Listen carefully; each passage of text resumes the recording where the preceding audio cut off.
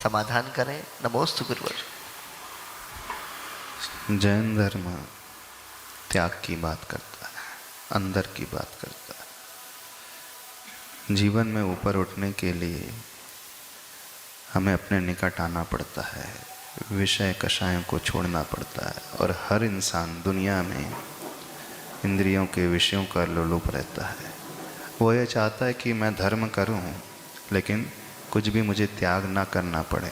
जैसी lavish life में अभी जी रहा हूँ वैसे ही जीते रहूं, वैसे ही खाते पीते रहूं, सब कुछ करते रहूं, विषय भोगते रहूं, और मेरे ऊपर एक धार्मिक व्यक्ति का टैग लग जाए। वो बड़ा आसान धर्म तलाश करने की कोशिश करता है। हाँ, यदि आप सब कुछ खाते पीते रहें, ऐशो आराम से जीते रहें और आपको कहें कि आप बड़े धर्मात्मा हैं, तो ऐसा धर्म तो बड़ा आसान हो जाता है। दुनिया में क्या होता है, प्राय जब जब बात आती है तो वो कहते कि नहीं, आप जो जैसा जीवन जी रहे हो सब कुछ करते रहो, लेकिन किसी के बारे में बुरा नहीं सोचो। तो बोले ठीक है, इतना तो हम कर सकते हैं। पर वो ये भूल जाते हैं हम सब कुछ करते रहें, खाते पीते रहें, जीवों का वध करते रहें, तो उसमें तो हिंसा होती है। वो उस हिंसा को इग्नोर कर जाते हैं, भक्ष भक्ष की हिंसा को इग्नोर कर जाते हैं। आचरण थोड़ा बहुत चलता है, तो इतना आजकल के ज़माने में चलता है। लेकिन जैन धर्म हमेशा परफेक्टनेस की बात करता है, 100% परफेक्टनेस। थोड़ा सा भी कम वह बर्दाश्त नहीं कर सकता। ये पर साधु का जीवन है, तो और श्रावक के जीवन में भी वो कुछ इस प्रकार की मर्यादा को बनाने वाला होता है। तो आसानी से व्यक्ति त्याग प्रधान जीवन को स्वीकार नहीं कर पाता। सिद्धांत को तो स्वीकारता है, और इससे अच्छा सिद्धांत दुनिया में कोई नहीं है। अहिंसा का सिद्धांत, अपरिग्रह का सिद्धांत, बोले इससे अच्छा सिद्धांत दुनिया में कहीं नहीं मिलेगा। जितना हमें आवश्यक है उतना ही रखना चाहिए। अनेकांत का सिद्धांत, हाँ बोले हर एक की दृष्टिकोण से हमें वस्तु स्थिति को समझना चाहिए, बहुत अच्छा प्रिंसिपल है। स्यादवाद का सिद्धांत, आत्मा के स्वतंत्रता का सिद्धांत, हर आत्मा अपने आप में स्वतंत्र है, कोई किसी को बनाने वाला नहीं है। हर आत्मा यहाँ परमात्मा बन सकती है। सैद्धांतिक रूप से तो दुनिया का हर इंसान, हर व्यक्ति स्वीकारता है। इससे अच्छा कंसेप्ट वही नहीं है। जितनी सूक्ष्म अहिंसा की विवेचना, व्याख्यान यहाँ है, वर्णन यहाँ है, उतना कहीं नहीं है। स्वीकारते सभी हैं, लेकिन जो हम स्वीकार लेते हैं माइंड से, बुद्धि से, उससे जब हम आचरण का विषय बनाने की बात करते हैं तो थोड़ा सा वहाँ कठिन हो जाता है।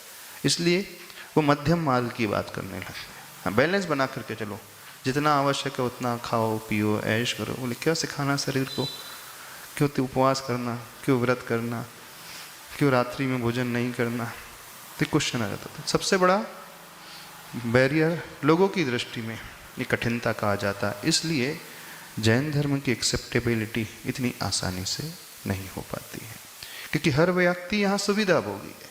मैं सारी सुविधाओं को भोगते रहूं और मेरा जीवन धर्ममय हो जाए, बोले ऐसी कोई उपाधि दे दे तो बड़ा आसान है। तो दुनिया में ऐसी टाइटल देने वाले बहुत सारे लोग मिल जाते हैं, इसलिए वो उनसे प्रभावित हो जाते हैं। रही नदी में स्नान करने की बात, तो जैन धर्म ये कहता है, बल्कि श्री कृष्ण जी भी यही कहा है, ज्ञान रूपी नदी में स्नान करना सीखें।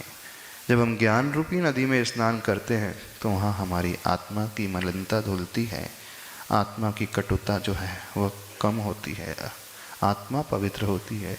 उस नदी रूपी संगम में स्नान करने की बात जैन धर्म करता है, अर्थात दर्शन, ज्ञान और चरित्र की त्रिवेणी में स्नान करने की बात जैन धर्म करता है।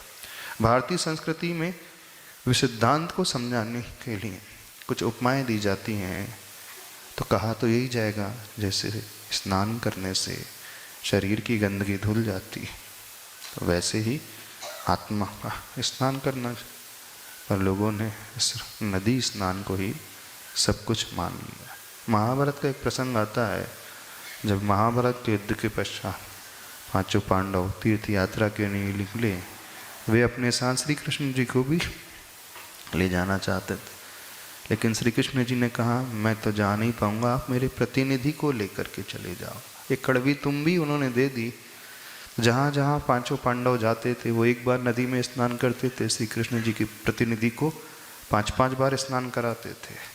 चारों धाम की जब यात्रा हो गई, लौट करके आए, तो उन्होंने सर्वप्रथम श्री कृष्ण जी के दर्शन की।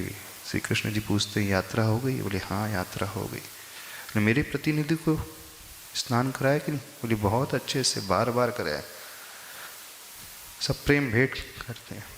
श्री कृष्ण जी कहते हैं आज का भोजन हमारे यहाँ है, और उसी कड़वी तुम्बी की खीर बना करके खिलाई जाती है, लेकिन सभी लोग खा ही नहीं पाते, निकाल देते हैं क्योंकि कड़वी थी। श्री कृष्ण जी पूछते हैं आपने इस खीर का अपमान कर दिया, मैंने इतने भावों से बनवाई थी। तो कहते हैं कड़वी है, खा ही नहीं जा रही। बोले आपने तो इस कड़वी तुम्बी को हर नदी में स्नान कराया, अब तो यह पवित्र हो जाना चाहिए था, मीठी हो जाना चाहिए था। फिर वो समझाते हैं स्नान जो है अंदर का होना चाहिए, और अंदर के स्नान के लिए वो प्रतीक है कि नदी के संगम का स्नान होता है। इस अपेक्षा से भारतीय संस्कृति में हर सिद्धांत को समझाने के लिए कोई माध्यम का उपयोग किया जाता है। हाँ, भारतीय संस्कृति में आस्था बहुत बड़ी है, और उसी आस्था का प्रतीक है कुंभ मेले में वे लोग आते हैं, बहुत सारे हजारों साधु आते हैं, श्रावक आते हैं। ठीक है, कम से कम वो व्यसनों से तो उस समय बचे रहते, पापों से तो बचे